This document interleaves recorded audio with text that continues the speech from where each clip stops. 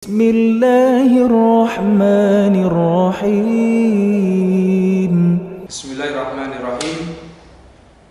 Assalamualaikum warahmatullahi wabarakatuh. Bismillahilladzi hadana li hadza wa ma kunna linahtadiya laula an hadana Allah wa sholatu wassalamu ala sayyidina Muhammadin wa ala alihi washabbihi ajmain amma ba'du. Anak-anakku semua yang saat ini masih berada di rumah, semoga Ananda semua dalam keadaan sehat walafiat, selalu diberkahi dan dilindungi oleh Allah Subhanahu wa taala. Amin Allahumma amin. Alhamdulillah kita bisa berjumpa lagi dalam kajian kitab Mafatih Fiqhiyah juz 3 ya, untuk kelas 9. Kita kemarin sudah membahas tentang furudul wudu. Syurutul wudu. Syarat-syaratnya wudu itu ada 5 kemarin ya. Yang ada Islam, ada mumayyiz, kemudian ada meratakan air ke semua anggota wudu, kemudian ada tartib, kemudian ada air yang suci. Itu merupakan syarat-syarat wudu atau syurutul wudu. Nah, saat ini kita akan membahas tentang faraidul wudu, fardu-fardunya wudu. Faraidul wudu, fardu-fardunya wudu itu sitatun, ada 6. 6 itu apa saja? Yang pertama an-niyatun niyat. Inda ghusli awwali juz'in minal wajhi. Niat itu dilakukan ketika pada bagian awal kita pada saat membasuh wajah. Jadi ketika kita membasuh wajah itu bisa kita bersamakan dengan niat. Pokoknya pada awal permulaan kita akan membasuh wajah. Inda ghusli awwali juz'in minal wajhi. Itu niat. Fardu yang pertama adalah niat. Yang kedua, ghuslul wajhi. Ghuslul wajhi yaitu membasuh wajah. Membasuh wajah ini seperti apa? Min membatis sya'ri ra'si, yang dinamakan wajah itu atau tata cara kita membasuh wajah itu dimulai dari tumbuhnya rambut. Bagian wajah itu dimulai dari tumbuhnya rambut sampai ila muntahal dzaqani, sampai ujung dagu, janggot ini ya. Jadi area wajah itu mana saja? Dari ini batas tumbuhnya rambut sampai ujung dagu. Kemudian minal uduni ilal uduni, dari satu kuping sampai kuping yang satu, dari kuping kiri sampai kuping yang kanan. Itu bagian wajah. Bapak ulangi, min membatis sya'ri ra'si, dari tumbuhnya rambut ila muntahadzaqani, sampai ujung dagu. Kemudian dari kuping kanan hingga kuping kiri. Itu adalah bagian wajah. Yang pertama niat, kemudian yang kedua adalah ghuslul wajhi.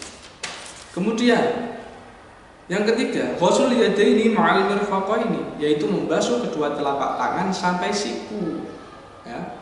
Diingat-ingat kedua telapak tangan sampai siku. Wa ma tahtal adhafiri, dan barang yang berada di bawah kuku, atau wilati yang panjang, allati tastarul anamila, yang menutupi jari-jari kita. Jadi ketika kita sudah membasuh kedua telapak tangan sampai siku, kemudian jangan lupa ketika kuku kita panjang, kita wajib membasahinya, kita wajib mencucinya. Diusahakan atau diwajibkan air itu sampai ke dalam kuku-kuku kita yang panjang, yang menutupi bagian jari. Wa ma tahtal adhafiri at-tawilati allati tasurul anamila. Membasuh kedua telapak tangan sampai siku, kemudian Bapak ulangi lagi, membasuh bagian jari yang tertutup oleh kuku-kuku yang panjang. Yang keempat, mashu ba'di ra'si, yaitu mengusap sebagian kepala atau sebagian sirah kalau dalam bahasa Jawa. Mashu ba'di ra'si. mengusap sebagian kepala atau sirah ya. Wa ilam yakun, dan ketika tidak ada rambut dan senajan tidak ada rambut. Nah, kalau dalam bahasa Jawanya seperti itu, kita tetap harus mengusap. Alaihi sya'run, iku tetap ing atase kepala. Wala yakfi, maka tidak cukup masu sya'rin tola, mengusap bagian rambut yang panjang, an hadirosi, dari kepala. Jadi gini, ketika rambut kita panjang, kita tidak diperbolehkan mengusap ujung dari rambut kita yang panjang. Makanya harus dimulai dari ujung kepala itu apa? Ujung rambut itu tumbuh. Ketika hanya diambil ujungnya saja, itu menjadi suatu hal yang tidak diperbolehkan. Yang keempat tadi membasuh mengusap sebagian rambut walaupun tidak ada rambutnya. Kemudian ketika rambut itu panjang, maka tidak diperbolehkan hanya mengusap ujungnya saja.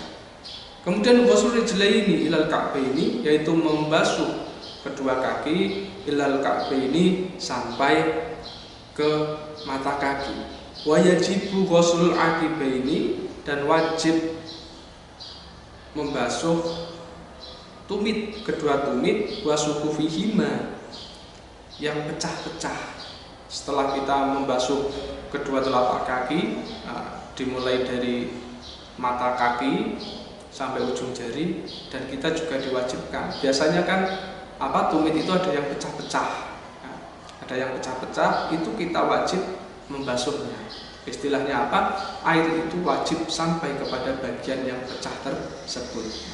Kemudian yang terakhir atau yang keenam, at-tartib, yaitu tartib bainal ardha'i arba'ah. Tartib berurutan di antara 4 bagian tersebut. Tidak boleh diloncat-loncat, diacak-acak. Harus berurutan dari keempat bagian tersebut. Oke, Bapak ulangi lagi. Fardunya wudhu itu ada 6. Yang pertama niat. Ini dimulai pada bagian awal mencuci wajah atau membasuh wajah. Kemudian fardu yang kedua adalah membasuh wajah. Kemudian ada membasuh kedua telapak tangan sampai siku, termasuk di dalam kuku kita ketika kuku kita panjang, karena itu akan menghalangi sampainya air ke ujung jari atau kotoran yang ada di kuku.